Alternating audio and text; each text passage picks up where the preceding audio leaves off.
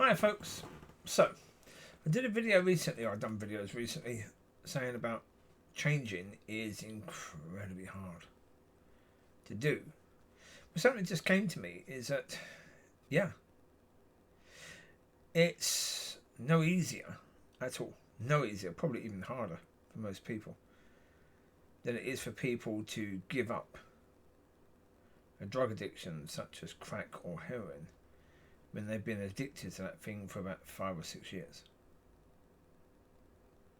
And the reason is that if you have a belief system that's wrong, or an understanding that's wrong, or your path is wrong, and you've been on that path or on that way of thinking for decades and decades and decades, that's part of your DNA.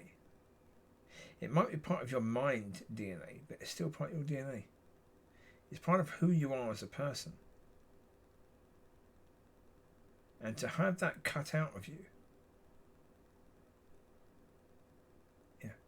as I said, it is like, and yeah, as I say, I can't imagine how it works between a caterpillar turning into a butterfly.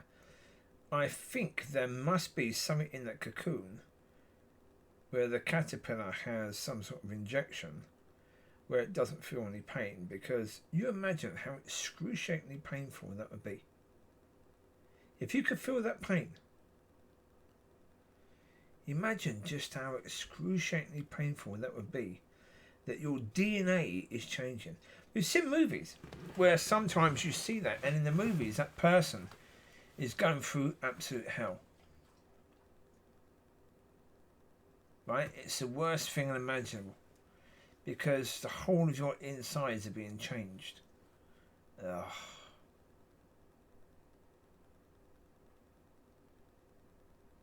So yeah, of course, it is possible to go cold turkey from a drug like crack or heroin. For some people, they can do it in a couple of days. But those couple of days are still going to be bloody horrendous, aren't they, really?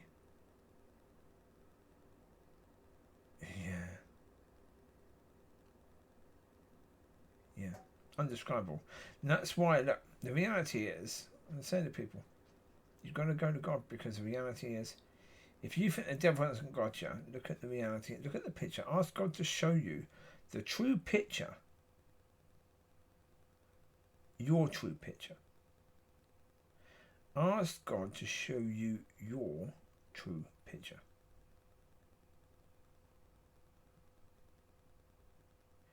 If you have the courage to do so. Because when you do, oh my God.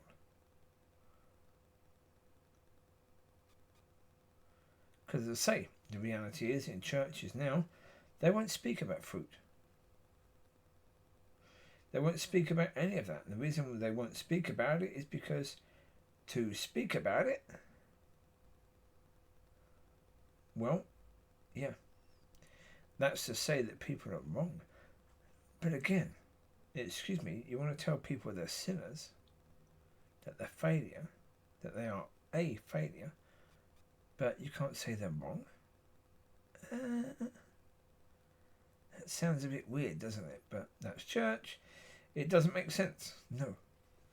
It's happy to call people a failure, but you can't say that someone is wrong in the way they've been doing things. No. Bizarre as it may very well be. Yeah. As bizarre as it may very well be. Yes. But there you go. That's what it is. But as I say, go and ask God. Because, yes, even if you've been in a church for a couple of years, if you've been doing things according to the way of church, not God, but the way of church. Because everyone, for goodness sake, everyone in church has at some point, well, 99% of people in church have at some point in time, they've been there, the worship has been bloody awful, the service has been bloody awful, and they've said, oh, well done, that was wonderful. That was fantastic, well done. They've lied. They've lied to protect the feelings to people please, basically. They've lied to people please. They've denied truth in favour of people pleasing. Well, the problem is, as soon as you do that, the first time you do that, you're opening a door that you do not want to open.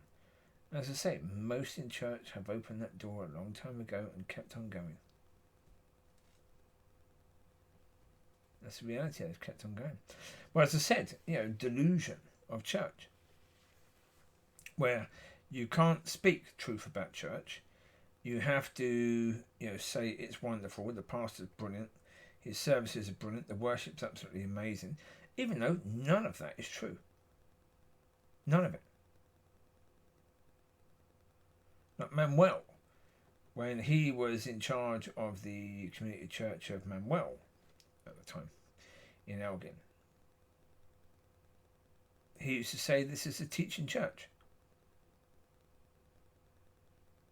But that church has never been a teaching church. Never.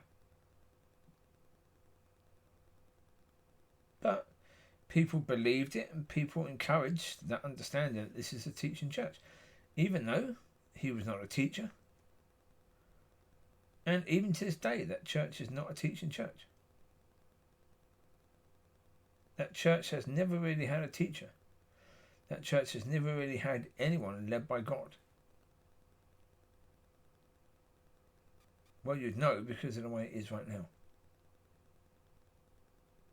If that church itself was set up by the pastor now, his wife's father, it wasn't that long ago. If he had done a good job, then there'd been an influence of what he did in the church still. But there isn't. Well, no, or maybe there is, because maybe cancel culture, maybe, not actually wanting to help people to deal with their issues. Maybe that was his way as well. I don't know. Never met the man. Don't even know if the man is still alive. Couldn't care less. Not my problem. His. Yeah. I don't know. I don't care. It's not my issue. But the reality is that as church is right now, and as people are in church, a lot of people think that they could change. If they realise they're on the wrong path, they could change. I'm telling you now, no, you couldn't. You couldn't. I said the other day, that's why the interventions are quite useful. Because with those interventions, you're in a position where you are willing to face the truth.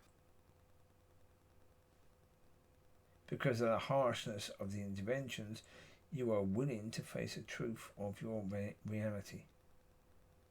Living in the lie is something of the past. You're willing to face the truth because of this intervention. Most people wouldn't desire an intervention like that, would they? But to lose your whole family or lose your freedom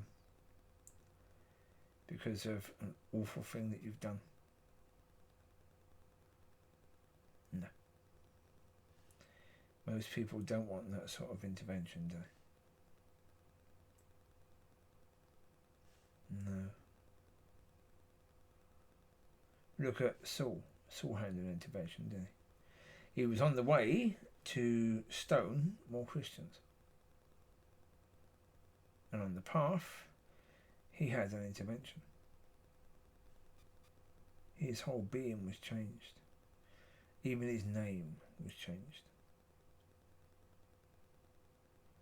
Because his whole nature towards the people he was going to stone was changed.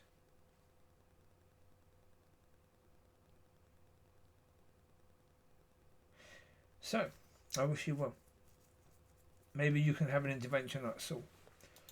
But, so changing, you can equate it as similar to, going cold turkey from heroin or crack. Incredibly difficult. Changing your DNA. So there you go. You take care. Bye-bye.